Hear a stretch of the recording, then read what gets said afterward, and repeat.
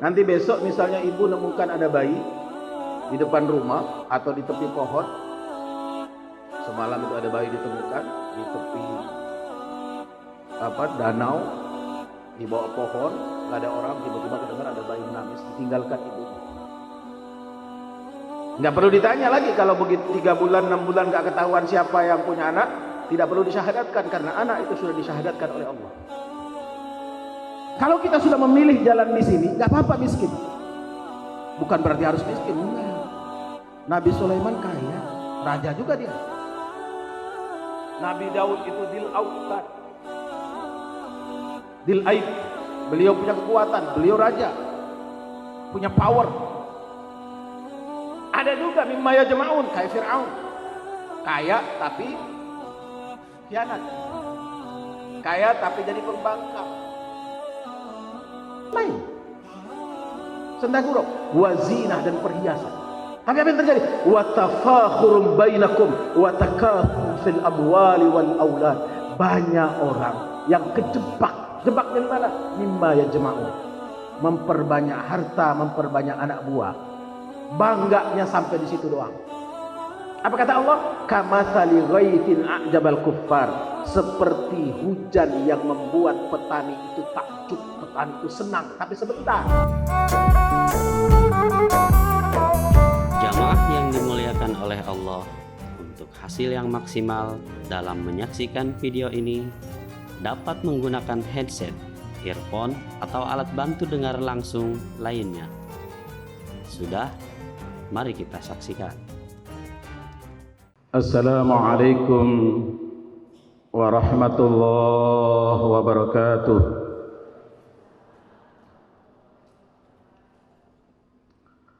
Alhamdulillahilladzi amarana bittaqwa wa nahana 'anil fahsya. Wassalatu wassalamu 'alal mustafa wa 'ala alihi ahli sidqi wal wafa. Ashhadu an la ilaha illallah wahdah la syarika lah wa ashhadu anna Muhammadan 'abduhu wa rasuluh la nabiyya ba'dah. Amma ba'd. Bapak-bapak, ibu-ibu, jamaah Masjid Asy-Syarif yang insyaallah dirahmati oleh Allah Subhanahu wa taala. Alhamdulillah, kita bersyukur kepada Allah, bersyukur atas segenap nikmat dan karunia-Nya,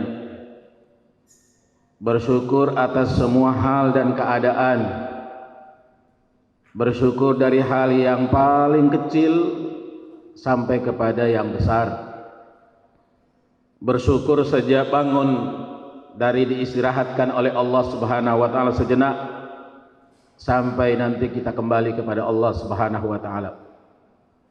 Mudah-mudahan dengan syukur yang senantiasa kita lafadzkan, syukur yang senantiasa kita hayati, kemudian kita terjemahkan dalam hidup dan kehidupan kita, menjadi wasilah untuk kita memperoleh apa yang dicari dan dikejar berupa rahmat dan ampunan dari Allah Subhanahu wa taala. Amin ya rabbal alamin. Salawat dan salam kita doakan semoga Allah sampaikan selalu buat Nabi kita Muhammad sallallahu alaihi wasallam, Rasulul Azim, Nabi yang mulia, yang telah memberikan contoh-contoh terbaik dari perbuatan, dari ucapan, dan dari persetujuan beliau, yang kemudian dengan ketiga hal pokok itu menjadi pegangan buat kita dalam mengarungi dan menapaki kehidupan di dunia yang fana dan sementara ini. Bapak-bapak, ibu-ibu, saat ini kita sudah berada di akhir tahun. Tidak terasa ya. Rasanya baru kemarin 2020 ini sudah mau berakhir. Sama dengan dunia memang. Sebenarnya dunia ini ya sebentar. Dunia ini cuman mampir, cuman transit, jadi nggak bakal lama. Inilah perjalanan kita. Inilah esensinya hidup. Inilah sesungguhnya hidup. Tapi banyak orang yang gagal dalam meraih apa yang sesungguhnya dikejar dan dicari dalam hidup ini. Kita bersyukur bahwa kita sudah ditakdirkan oleh Allah lahir dalam keadaan muslim. Karena memang esensinya demikian. Semua orang lahir di muka bumi ini, siapapun ibunya, siapapun ayahnya, siapapun kakek neneknya, semuanya adalah muslim. Karena Allah Subhanahu wa taala sudah mensyahadatkan kita sejak masih belum jadi orok, apalagi orang. Di surah ke-7 ayat 172 Allah Subhanahu wa taala berfirman, wa idz akhadha rabbuka min bani adama min zuhurihim dzurriyyah wa ashhadahum ala anfusihim alastu bi rabbikum qalu bala shahidna an taqulu yawmal qiyamah inna kunna an hadza ghafilin. Dan ingatlah, kata Allah, kapan? Idz akhadha rabbuka min bani adam, ketika Allah mengambil sumpah, Allah membaiat kita. Sejak kapan itu? Ketika kita masih berbentuk dzurriyyah. Dzurriyyah itu akar katanya, asal katanya dzarrah, makna bahasa biologinya itu sperma. Jadi belum jadi orok, apalagi orang. Kita sudah dibaiat oleh Allah, sudah disumpah setia oleh Allah, sudah disyahadatkan oleh Allah.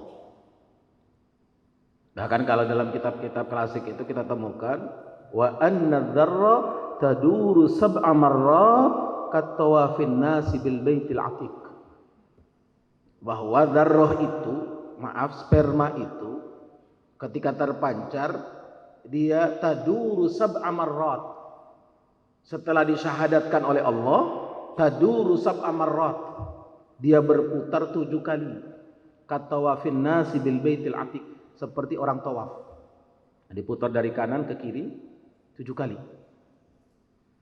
Baru kalau ketemu sel telur jadilah manusia. Maka rata-rata kita itu lahir sendiri, jarang yang kembar. Kembar bisa bermacam-macam, kembar 2, 3, 4, 5. Kalau di Semarang ada kembar 5. Di Palestina pernah ada kembar 23. Jadi sekali ibu melahirkan itu 23 anak. Jadi langsung 25 anaknya, karena sudah punya 2 anak sebelumnya, lahir anak ketiga ternyata kembarnya 23, Masya Allah. Itulah hebatnya ibu-ibu Palestina itu, Masya Allah, mereka itu banyak melahirkan anak. Karena banyak yang meninggal, banyak yang lahir. Kita sudah disyahadatkan oleh Allah, kita sudah dibaiat oleh Allah, kita sudah disumpah setia oleh Allah. Maka lahir ke dunia, nanti besok misalnya ibu nemukan ada bayi di depan rumah atau di tepi pohon. Semalam itu ada bayi ditemukan di tepi danau, di bawah pohon, gak ada orang, tiba-tiba kedengar ada bayi menangis, ditinggalkan ibunya. Nggak perlu ditanya lagi, kalau begitu 3 bulan, 6 bulan gak ketahuan siapa yang punya anak, tidak perlu disyahadatkan, karena anak itu sudah disyahadatkan oleh Allah. Sudah disyahadatkan oleh Allah. Jadi dia lahir sebagai orang yang muslim. Anugerah diberikan oleh Allah pada kita semua. Bahkan Allah mempertegas di ayat lain di surah ke-22. Di surah Al-Hajj ayat ke-78 Allah Subhanahu wa taala sebutkan, wajahidu fillahi haqqa jihadi huwa jatabakum wa ma ja'ala 'alaikum fid dini min haraj millata abikum Ibrahim huwa sammakumul muslimina min qabl. Jadi Allah menyebut kita huwa sammakumul muslimin min qabl. Huwa jatabakum. Allah sudah memilih kita. Apa sebutan kita? Huwa sammakumul muslimin. Allah sudah menyebut kita sebagai orang Islam, kaum muslimin, min qabl, sejak dulu. Millata abikum Ibrahim. Inilah millah, inilah din, inilah ajaran, inilah inti nilai yang dibawa Abul Anbiya, Abu Tauhid, bapaknya para Anbiya, bapaknya para Nabi dan Rasul. Beliau adalah bapak Tauhid. Banyak kita yang keliru, mengira bahwa Islam itu baru datang zaman Nabi Muhammad. Kan begitu ya Pak? Jadi yang sebelum Nabi Muhammad tidak Islam, keliru. Siapa yang berani mengatakan Nabi Isa bukan Muslim? Siapa yang berani mengatakan Nabi Adam bukan Muslim? Nabi Nuh bukan Muslim? Nabi Saleh bukan Muslim? Beliau-beliau pun Muslim. Muslimnya apa? Muslim secara akidah. Muslim dengan tauhid ilallah. Muslim. Karena semua nabi, semua rasul dakwanya sama. Dakwah apa? Dakwah tauhid.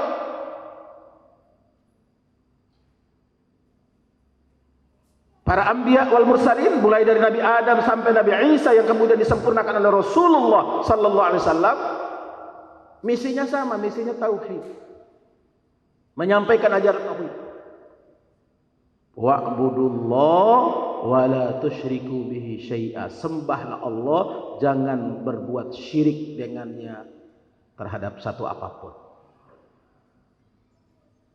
Ketika kita menjaga akidah kita menjaga keyakinan kita, itu bagian yang tidak terpisah dari kita. Inilah yang kemudian membedakan. Inilah yang membuat beda.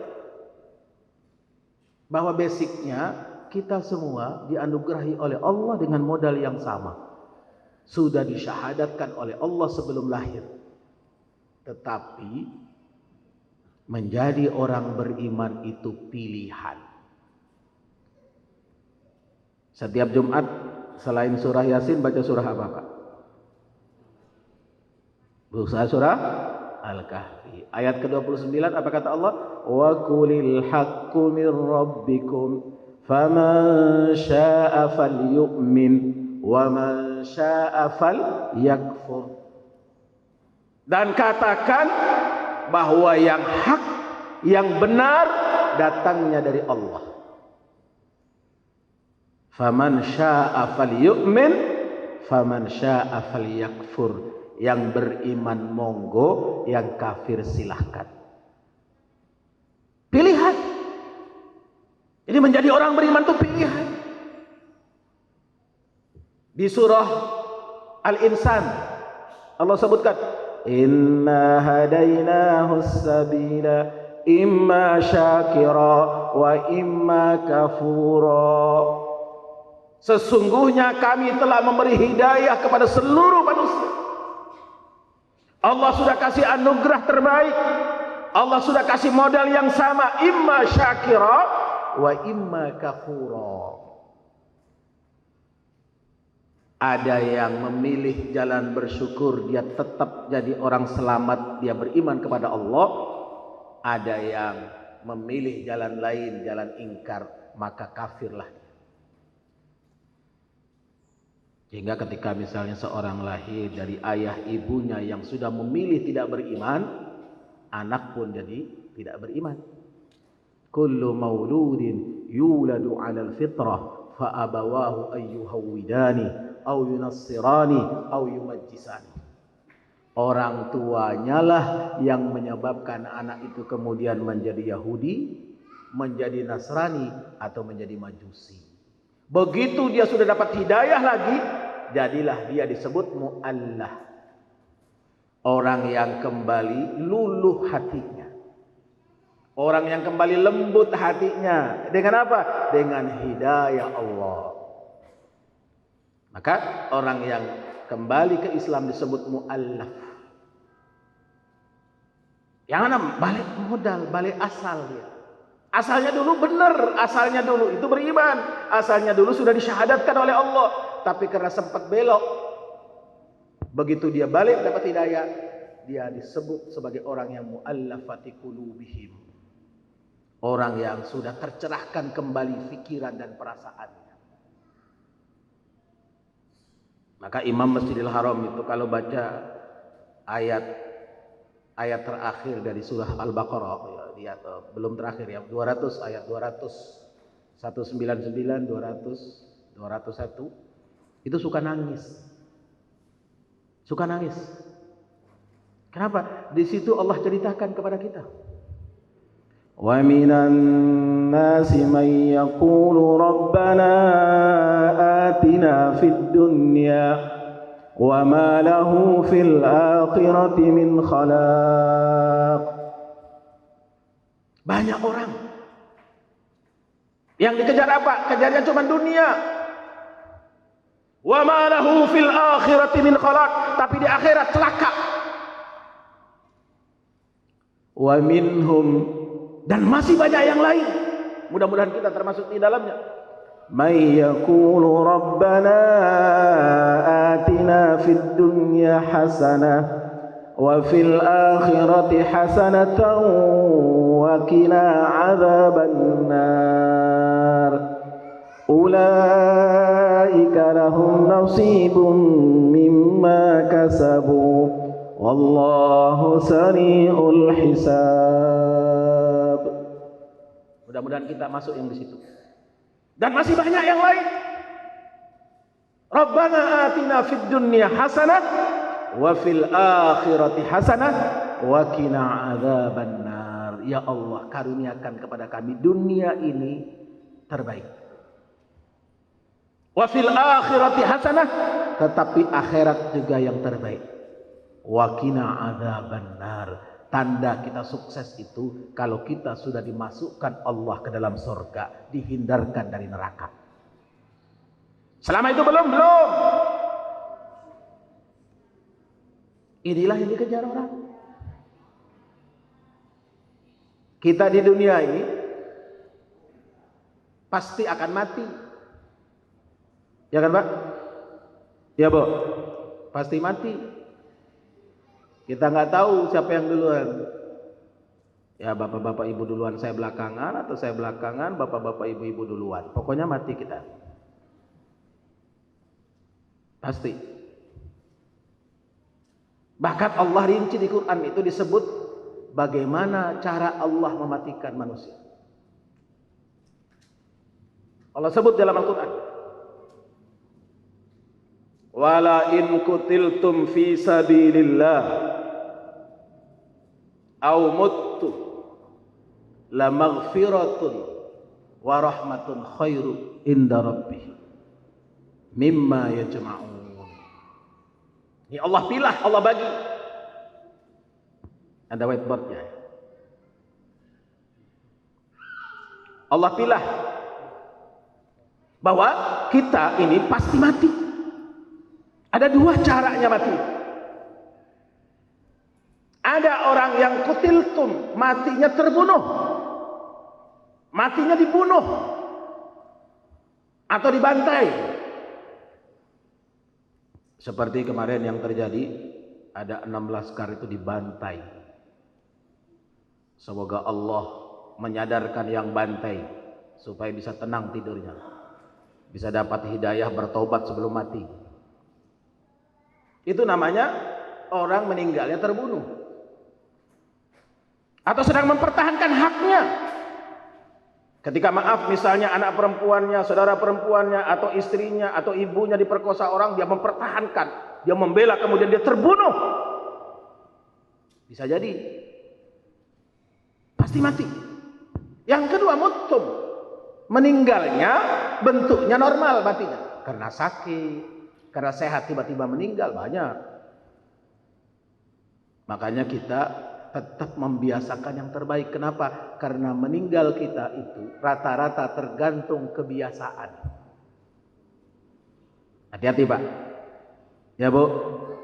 Kalau biasanya gunjing, gibah, gosip, nanti meninggal sedang gosipin orang. Innalillah.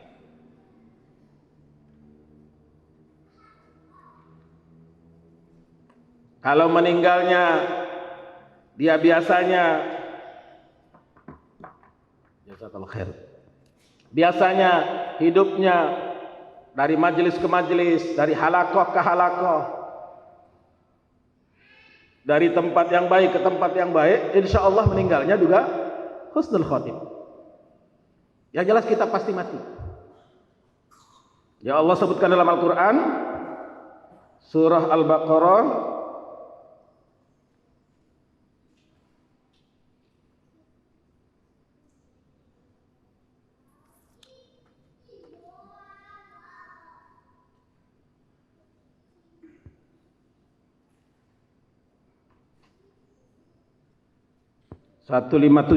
surah Ali Imran. Surah Ali Imran 157.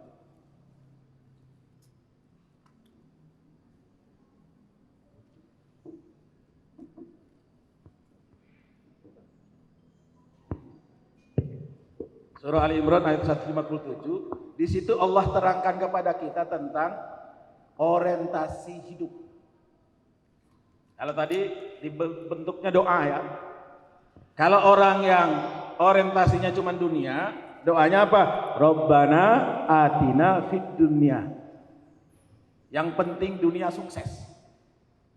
Jabatan dapat, kekayaan diraih, kemewahan diperoleh, kedudukan terhormat, tapi di dunia cuma. Dia lupa mempersiapkan untuk akhirat. Kalau orang yang ideal, apa kata Allah? Yang mempersiapkan dunianya tapi telah mempersiapkan akhiratnya, dunianya ngikut. Wa fil akhirati hasanah wa qina adzabannar. Dia jalur hidupnya, perjalanan hidupnya senantiasa menghindar dari neraka, menghindar dari apa saja yang membuat dia kemudian belok jalan. Wa qina adzabannar. Mintanya supaya apa kata Allah? Ulaika lahum nasibum mimma kasabu. Itulah orang-orang yang bakal memperoleh apa yang telah dia usahakan. Dia meraih apa yang dikejarnya. Kalau pepatah mengatakan kalau orang tanam padi ada rumputnya. Kalau tanam rumput nggak mungkin ada padinya. Kejar akhirat, insya Allah dunia ikut. Tapi kejar dunia belum tentu akhirat terbawa. Ini sehingga disebut Allah dalam surah ketiga ayat 157.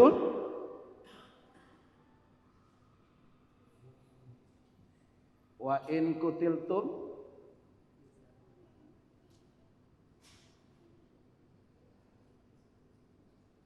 fi sabilillah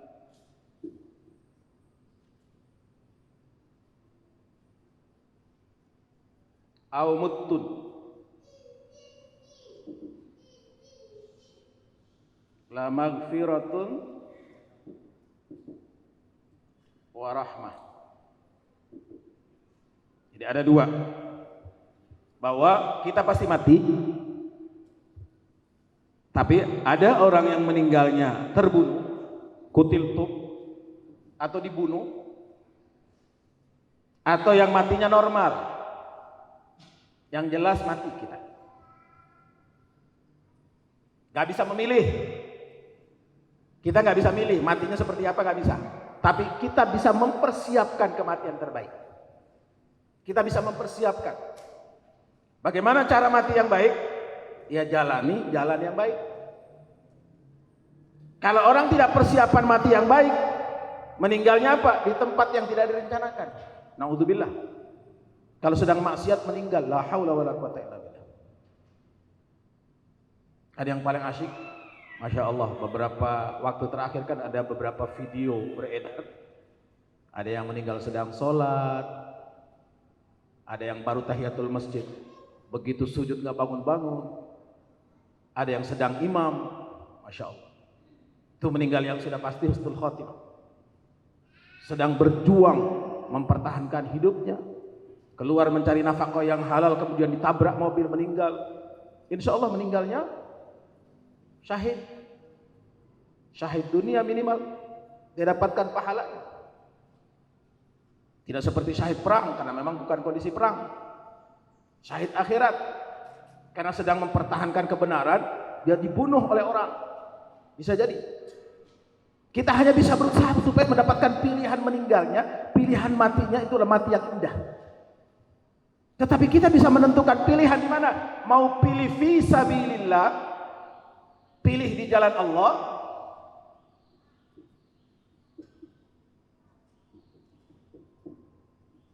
atau cuman orientasinya mimma yajma'un.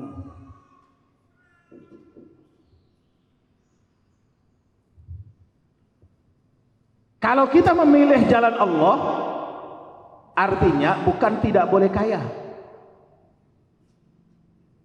Kenapa? Karena mimma yajma'un, apa yang dikumpulkan itu adalah hanya sarana.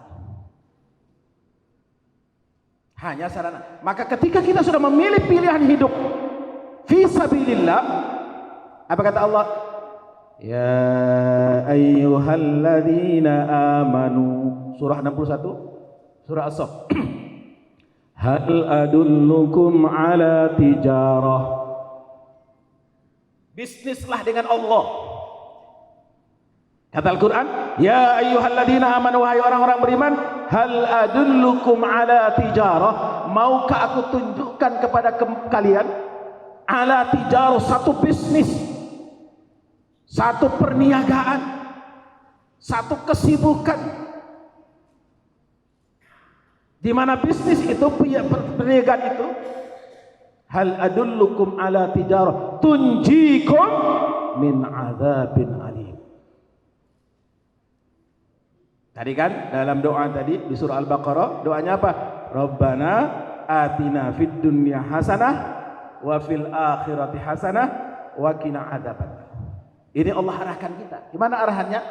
Hal adullukum ala tijarah, maukah aku tunjukkan kepada kalian sebuah bisnis, sebuah perniagaan, sebuah kesibukan, yang mana kesibukan itu tunjikum min adzabin alim, yang membuat kita selamat dari azab yang pedih.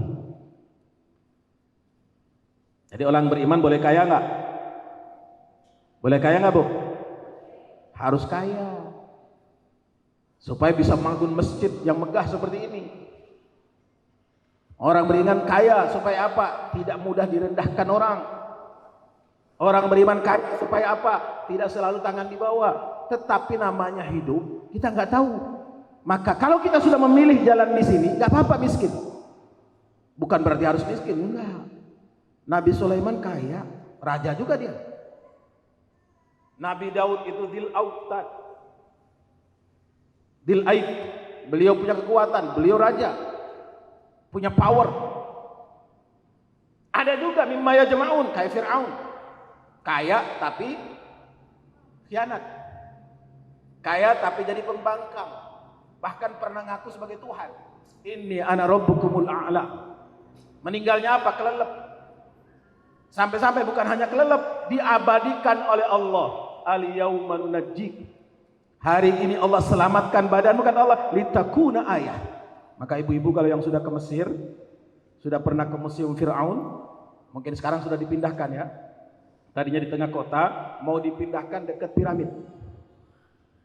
Saya ke sana terakhir itu, kata penjaganya, ini museumnya mau dipindahkan dekat piramid, kan di piramid sedang dibangun museum.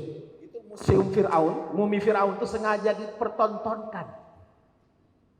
Untuk apa? Litakuna ayah, supaya jadi pelajaran besar bahwa dulu ada pernah raja yang mengaku paling kuasa, mengaku paling hebat, bahkan pernah mengaku sebagai Tuhan. Sekarang banyak orang juga kayak Fir'aun, cuman nggak bilang aja saya Tuhan. Kalau Fir'aun dia terangan, dia munafiknya munafik terang-terangan. Dia sebut dirinya inni ana rabbukumul a'la. Dia kaya. Tapi apa? Tidak dapat la maghfiratun, tidak dapat rahmat. Enggak dapat. Tapi kalau orang yang sudah memilih di jalan Allah, Allah katakan sibuk boleh, silakan. Tetapi apa? Sibuknya tidak membuat dia lupa kepada Allah. Kenapa? Karena sibuknya, bisnisnya, niaganya, dagangnya karena Allah, dengan Allah. Sehingga apa? Gak mungkin akan mengurangi takaran dan timbangan. Dia tahu. Sudah tahu kalau ada bolong-bolong, ada cacat, pasti dibilang, maaf bu, ini barang bagus, cuman ada cacatnya. Jujur, jangan takut kehilangan rezeki. Kadang-kadang malah justru jujur dapat rezekinya lebih banyak. Handphone mau dijual, padahal sudah 5 kali jatuh di bak mandi. Ngaku, oh ini baru nih, jarang dipakai, padahal udah 5 kali tuh. Pengen apa? Supaya dibeli dengan harga yang pantas, harga yang mahal. Ternyata apa? Begitu sudah dibeli, orangnya baru pakai sudah bunyinya nggak jelas. Akhirnya apa? Disumpahin kita yang jualnya. Inna lillahi wa inna ilaihi raji'un. Maka ketika kita sudah menentukan pilihan ini, jaminan Allah apa? La maghfiratun wa rahmah. Allah janjikan ampunan. Namanya hidup pasti ada salahnya. Namanya hidup pasti ada kurangnya. Namanya hidup pasti ada gelombang naik, gelombang turun. Namanya hidup kadang di atas, kadang di bawah. Namanya hidup kadang untung, kadang rugi. Namanya hidup kadang sakit, kadang sehat. Tapi apa kata Allah? Wala tahinu fi ibtigha'il qaum in takunu ta'lamun fa innahum ya'lamuna kama ta'lamun. Jangan capek, jangan lelah. Dalam hidup ini jangan pernah merasa lelah, jangan pernah merasa letih, jangan pernah merasa bosan, apalagi mau mundur, apalagi mau pindah jalan. Kalau sudah memilih jalan ini, jalan fisabilillah, apapun pilihan kita, karena jalan fisabilillah, jalan Allah itu gak mesti perang, enggak, gak mesti hadir di medan tempur, enggak. Menghadiri majelis seperti ini juga butuh perjuangan, gak gampang. Apalagi musim corona begini. Ada orang keluar rumah sudah takut. Tapi kan sudah banyak buktinya orang yang takut kena corona malah kena, Pak. Ada yang saking takutnya corona mendekam di pulau berbulan-bulan. Begitu balik dari pulau langsung kena. Sembunyi, begitu keluar dari persembunyian langsung masuk rumah sakit. Biasa aja, wajar. Kita amalkan, praktekkan apa yang disarankan oleh orang yang berilmu, orang yang paham, orang yang tahu. Kita disuruh pakai masker, rajin cuci tangan. Kalau orang Islam nggak perlu diajarin, tiap hari cuci tangan 5 kali minimal. Udah sehat sebenarnya. Tapi apakah kemudian kita awut-awutan, ancur-ancur? Enggak. Tetap mengatur pola kehidupan. Jadi jangan pernah bergeser dari sini. Karena tergiur di sini. Sampai kapan? Sampai kapan? Nggak akan selesai-selesai. Namanya dunia nggak bakal kelar-kelar, nggak akan ada habisnya, nggak ada ujungnya. Apa kata Allah? Alhaakumut takatsur hatta zurtumul maqabir. Orang yang alhaakumut takatsur, yang memperbanyak, yang menumpuk-numpuk sampai puyeng, lupa harta bendanya. Yang banyak itu orang lupa utang. Ngutang tuh enak banget, bayarnya yang suka lupa. Ya Pak ya, kalau ngutang tuh enak banget, mau bayarnya yang lupa. Bahkan kadang-kadang ditagih, ternyata yang minjem lebih galak dari yang minjemin. Dan banyak orang justru apa? Justru rusak persaudaraan, rusak pertemanan, rusak perkawanan, rusak persahabatan. Gara-gara apa? Utang. Maka pantas kata Nabi, utang itu adalah bendera Allah untuk menghinakan seseorang. Innalillah. Jadi hutang itu bendera Allah di muka bumi ini untuk menghinakan seseorang. Kalau mudah tapi tidak mampu diberikan oleh Allah untuk menyelesaikan, tandanya apa? Allah sedang menghinakan kita. Sekarang kan lagi heboh Pak, orang diajari ngutang. Kita ini kan dibuat supaya ngutang. Ini terjadi sekarang ada bupati di Sulawesi Utara yang protes karena ternyata apa? Rakyatnya, masyarakatnya oleh salah satu lembaga, satu koperasi. Itu bukan koperasi sebenarnya, koperasi diperasi. Kenapa? Karena menunggu bantuan pemerintah yang 3,4 juta, koperasi ini meminjamkan duluan. Berapa nilainya? Kan 3.400.000 yang mau dibantu oleh presiden, 3.400.000 bantuan modal namanya. Oleh koperasi lincah dia. Koperasinya super lincah.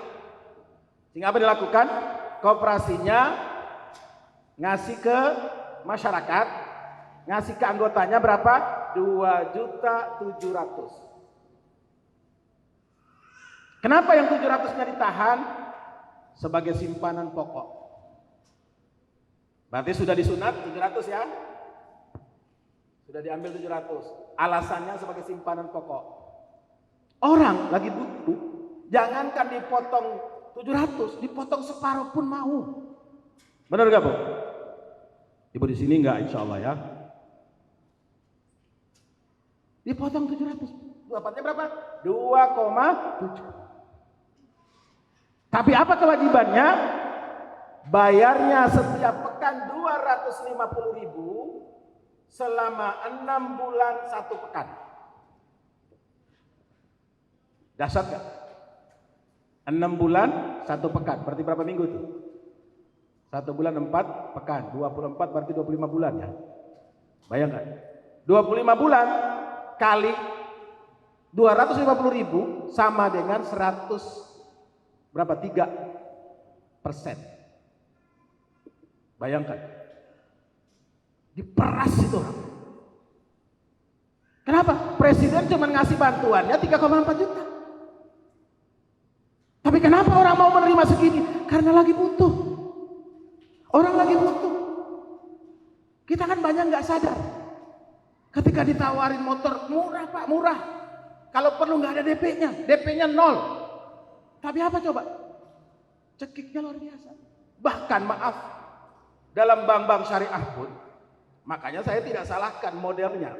Tapi yang disalahkan adalah sejak awal penjelasan. Saya kebetulan S3-nya ekonomi Islam. Jadi saya tahu bagaimana prosesnya. Kita sering dikelabui. Ibu-ibu kalau melakukan pembiayaan, kalau di bank syariah itu namanya pembiayaan. Kata lain dari pinjam. Oh sama aja, beda. Pembiayaan itu artinya melakukan proses praktek jual beli. Bukan pinjam uang. Pinjam uang dalam bank syariah nggak ada. Kalau pinjam uang namanya qardun hasan. Pinjamnya 100, baliknya 100. Kalau dalam Islam, kalau kita minjam ke orang 1 juta, sunnahnya membalikinnya berapa? Berapa Bu? Kita minjam dari orang 1 juta, dipulangkannya berapa Bu? Sunnahnya? Hah? Sunnahnya? Kita minjam 100 juta, 1 juta, sunnahnya dipulangkan 1.100.000 sunnah. Tapi kalau kita yang memberi pinjaman tidak boleh meminta lebih. Apapun caranya nggak boleh. Kalau namanya minjem uang nggak boleh. Uang itu tidak boleh beranak selama tidak dilakukan transaksi apapun. Ini harus waspada. Jadi uang itu tidak boleh bertambah kalau tidak ditransaksikan. La ta'kulu amwalakum bainakum bil batil illa an takuna tijarah an taradim minkum. janganlah menguangkan uang, menambah uang, meningkatkan jumlah uang. Gak boleh, haram. Illa an takuna tijarah, kecuali uang itu dijadikan modal. Makanya kalau ibu datang ke bank syariah, ditanya mau ngapain bu? Mau beli rumah. Oke, diproses. Jatuhnya apa? Bank yang beli rumah, ibu nyicil ke bank, bukan ngasih uang. Makanya saya suka bilang sama mahasiswa saya, kalau yang kerja di bank, hati-hati memberi pemahaman kepada orang.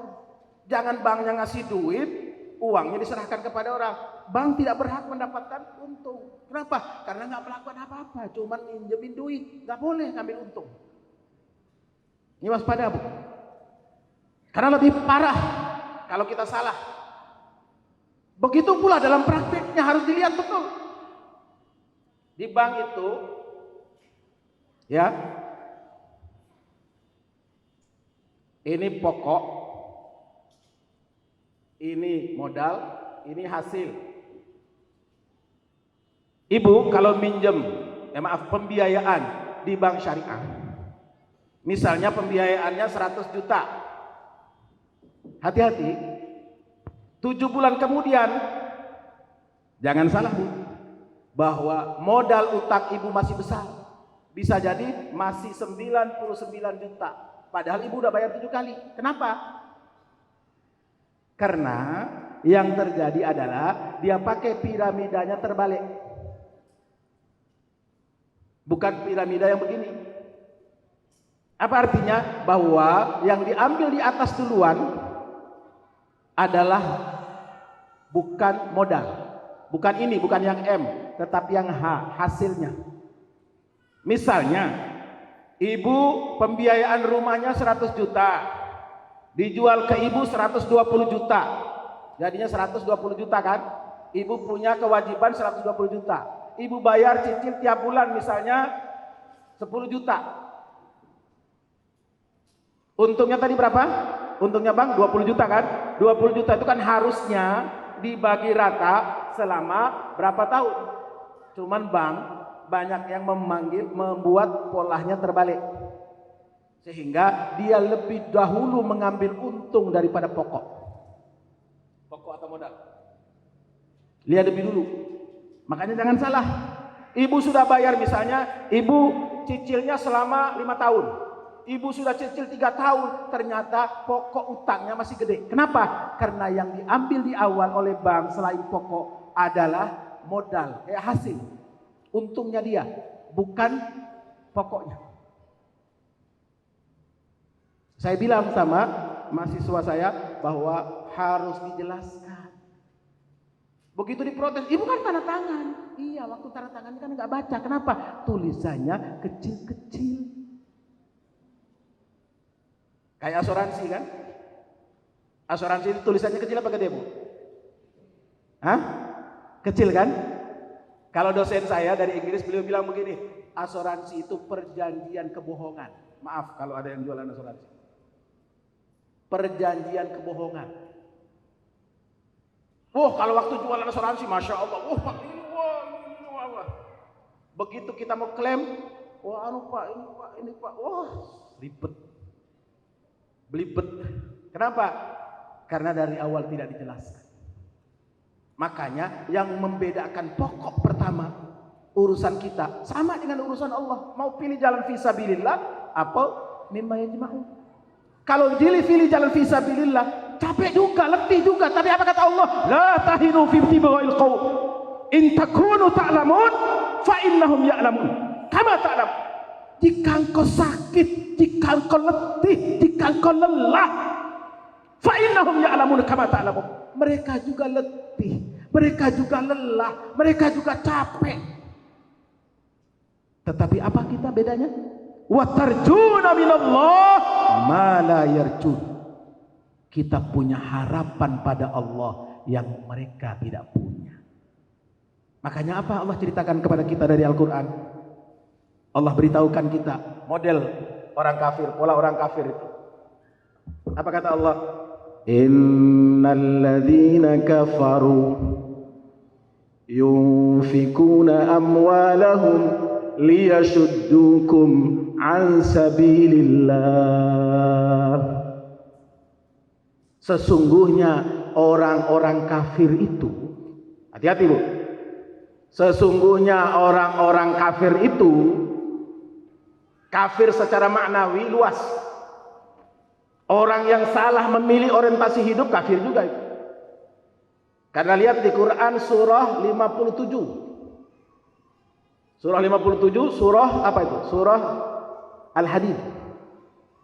Ayat 20. Allah menyebut petani itu disebut kafir. I'lamu annamal hayatud dunya la'ibun wa lahwun wa zinah wa tafakhurun bainakum wa takathurun fil amwali wal aulad kamathali ghaythin a'jabal kuffara nabatuh. Dunia ini kata Allah apa? Annamal hayatud dunya la'ib. Dunia ini kan cuma permainan. Yang kemarin tukang mebel sekarang jadi presiden. Yang kemarin preman di pasar sekarang jadi anggota DPR. Laibun, main-main memang dunia ini. Yang kemarin ini sekarang jadi itu. Walahwun, senda gurau. Kita kemarin anak-anak sekarang punya anak.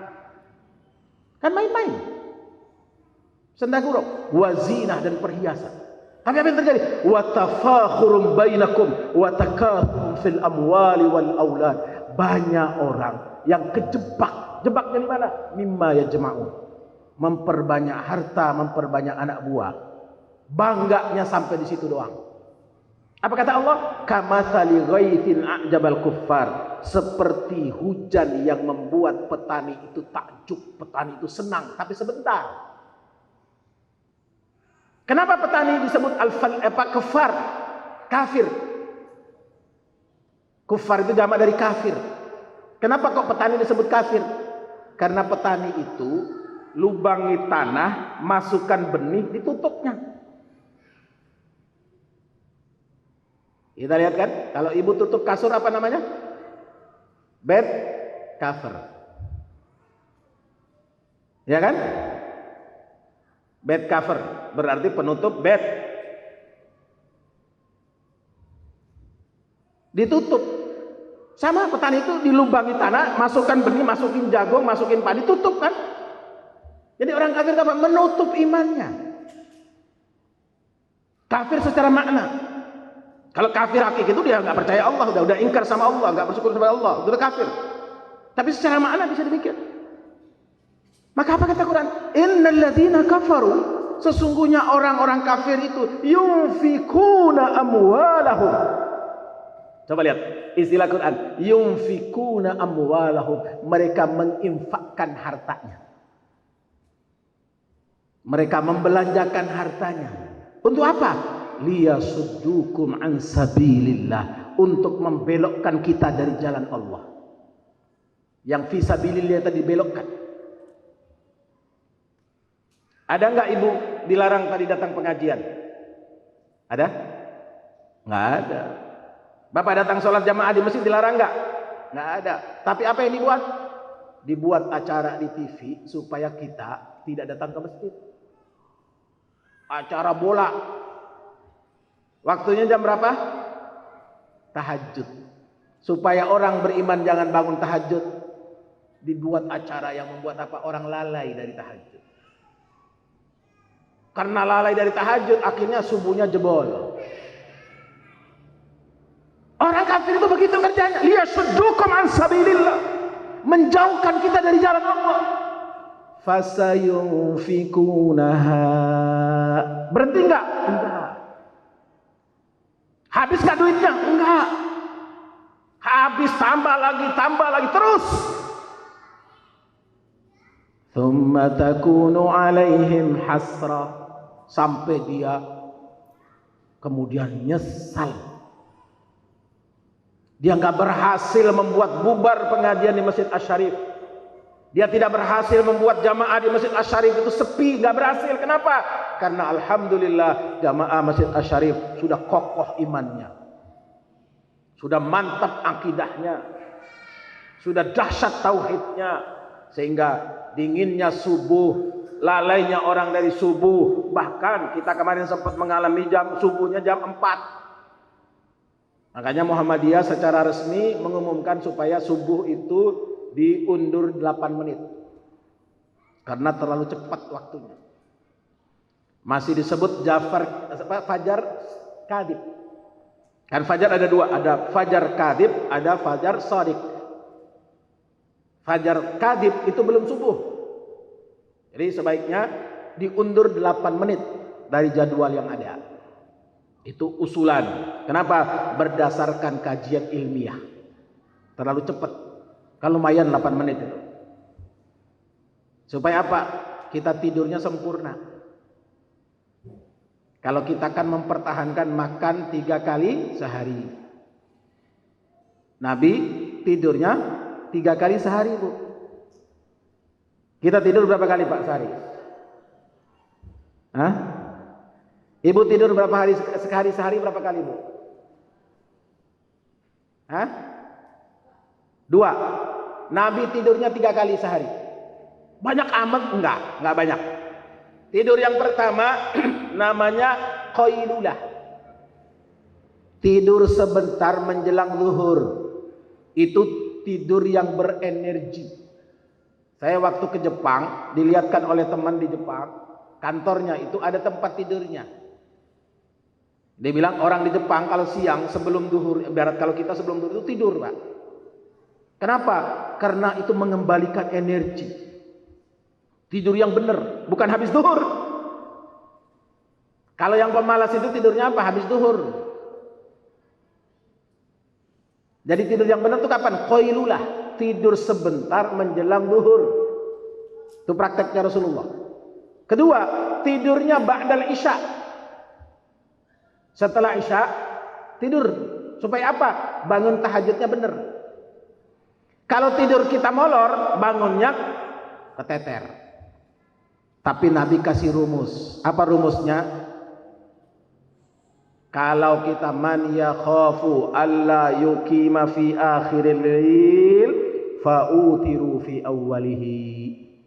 Siapa yang khawatir karena tidurnya telat, kecapean, keletihan, fa'utiru fi awwalihi. Sebelum tidur witir dulu. Ketiga, tidurnya kapan Rasulullah? Ada yang tahu? Kapan tidurnya Rasulullah? Ba'da tahajud. Setelah tahajud menunggu subuh. Itulah kita kemudian mengenal tidur sunnah. Tangannya diletakkan di bawah kepala, kakinya ke selatan, kepalanya selatan, kakinya ke utara, menghadap kiblat. Tidur seperti mau meninggal. Tidur itu kan memang mau mati kita. Makanya doanya bismika Allahumma amut wa bismika ahya. Ya Allah, dengan namamu aku siap mati dan siap juga hidup kembali. Begitu bangun tidur lagi, perbaiki orientasinya. Kokohkan lagi orientasinya, kuatkan lagi orientasinya. Apa orientasinya? Alhamdulillahilladzi ahyana ba'dama amatana wa ilaihin nusyur. Perbaiki orientasi hidup tiap hari. Segala puji bagi Allah. Terima kasih Engkau ya Allah. Ba'da amatana, setelah Engkau mematikan kami sejenak. Jadi tidur itu memang mati. Cuman matinya sebentar, bangun lagi. Bedanya mati beneran dengan tidur apa? Kalau mati beneran, roh itu sudah terpisah dengan jasad. Kalau tidur, rohnya keluar tapi masih bersambung. Apa buktinya? Kalau ibu mimpi tidur dikejar anjing, dalam mimpi tidur dikejar anjing, bangunnya gimana? Kenapa? Karena ruhnya masih tersambung, masih nyambung. Ruhnya kemana-mana udah. Tapi masih sambung dengan jasad kita. Makanya begitu bangun, ketika kita misalnya dikejar anjing atau apa, bangun tuh ngos-ngosan, capek, keringetan misalnya. Padahal AC. Kenapa? Karena tidurnya, matinya masih sementara. Disitulah Rasulullah tidur. Sehingga apa? Begitu menjelang subuh beliau bangun. Tidurnya tidur sunnah. Tangannya di bawah kepalanya menghadap ke kiblat. Kepalanya di sana, kakinya ke sana. Tidur. Begitu menjelang subuh bangun. Makanya subuh itu ada 2 kali azan. Azan pertama masih boleh tahajud. Adzan kedua baru adzannya Bilal. Jadi adzan pertama adzan Ibnu Abbas. Adzan kedua adzannya Bilal. Kalau kita 1 kali adzan berarti adzannya adzan subuh. Itu sunnahnya. Jika orientasi hidup kita ya begitu. Gak bakal capek. Capek juga, tapi capek tidak menghalangi kita. Dengar pengajian udah berpuluh-puluh tahun doa nggak hafal-hafal, nggak apa-apa. Jangankan kita yang jauh dengan Rasulullah. Dulu di zaman Rasulullah SAW saja banyak betul orang yang nggak bisa hafal. Kita masih mending bisa baca Al-Fatihah, alhamdulillah, nyebut Allah dengan benar, alhamdulillah. Dulu ada orang diajari Rasulullah baca Al-Fatihah, ya panjang banget nggak bisa.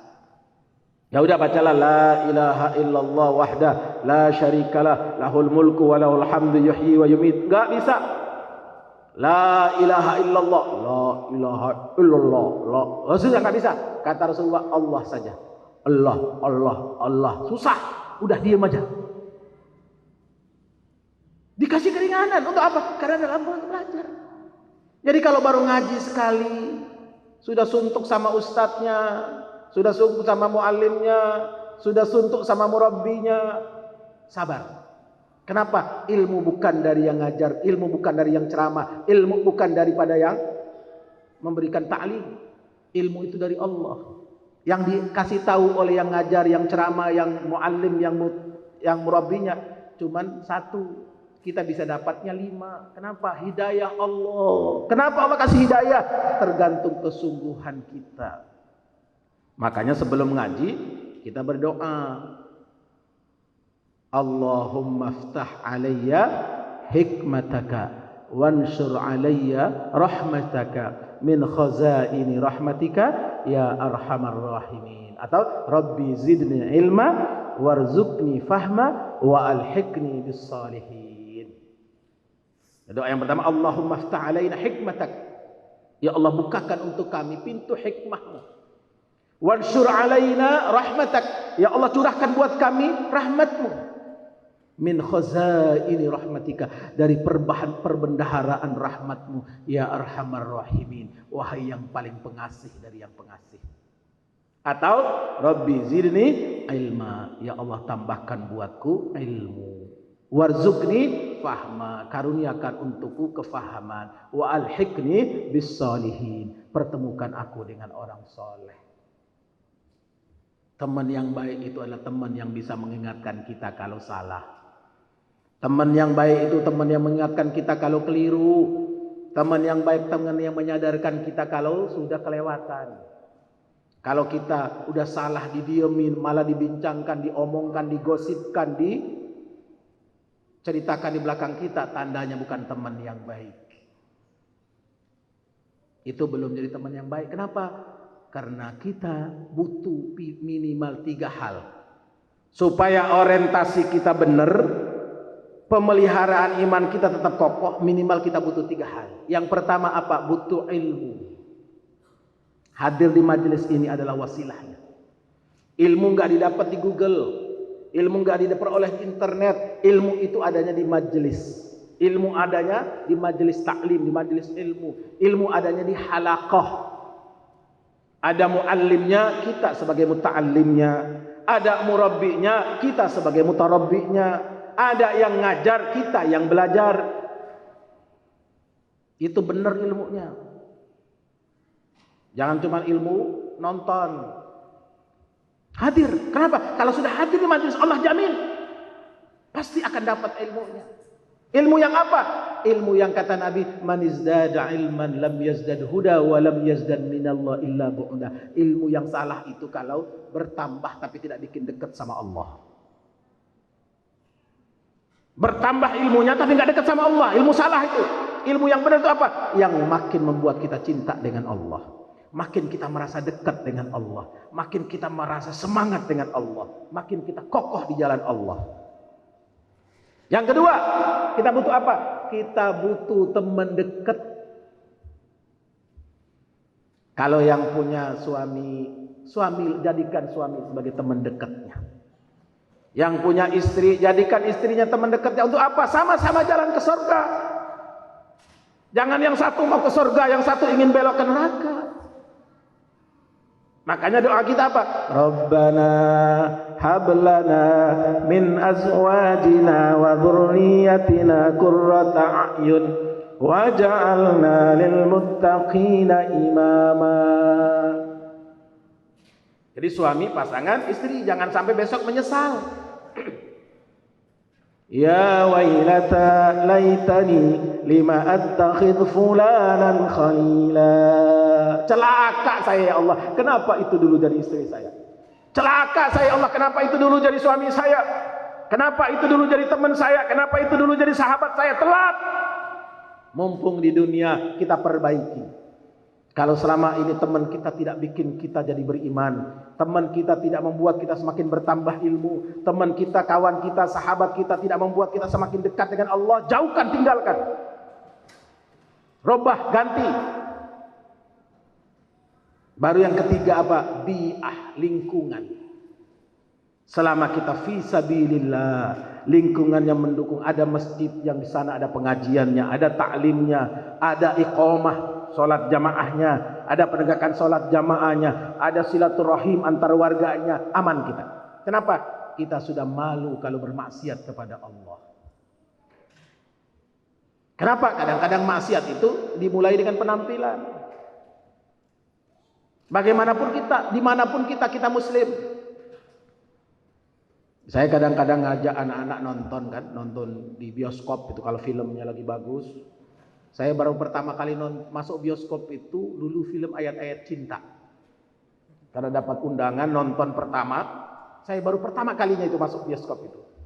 Karena kalau santri masuk bioskop itu maksiat, Bu. Jadi begitu bawa anak-anak nonton, terakhir saya lupa film apa, ketemu jamaah kan. Padahal saya sudah kaosan pakai celana jin. Biasanya saya ngeluarin jin. Biasanya sekarang malah pakai celana jin, memasuki jin. Ketemu sama jamaah ditanya, Ustadz nonton juga? Kan gak mungkin saya bilang, maaf Bu, sedang tidak jadi Ustadz. Ya gak bisa. Dimanapun kita isyhadu di anna muslimun, kita ini muslim. Makanya kadang-kadang penampilan itu membuat kita terjaga. Kalau orang berjenggot mau maksiat, malu Pak. Tapi kan banyak juga perampok yang berjenggot, ya beda lagi. Wajahnya pasti beda. Seburuk-buruknya, sekurang-kurangnya, kalau wajah yang senah kering kena wudhu, yang sering ke masjid, yang rajin sholat jamaah, rajin baca Quran, pasti beda dengan yang tidak. Walaupun kita kulitnya hitam, tapi kalau sering kena wudhu kan beda. Mau putih pun, kalau jarang kena wudhu, ya jijik juga. Disinilah kita melihat. Maka lingkungan kita butuhkan apa? Jaga iman. Jadi ilmu, teman baik, dan lingkungan. Inilah yang membuat kita selalu terjaga orientasinya. Maka doa kita, apa doanya? Rabbana auzi'na an nashkura ni'mataka allati an'amta alaina wa ala walidina wa an na'mala salihan tardah wa aslih lana fi dhurriyyatina inna tubna ilaika wa inna minal muslimin. Supaya apa? Lengkap orientasi. Mudah-mudahan kita semua, apalagi sebentar lagi sudah berganti tahun, insya Allah iman kita semakin kokoh, iman kita semakin kuat, orientasi kita tetap tidak berubah. Supaya apa? Kita tetap dalam fi sabilillah, insya Allah.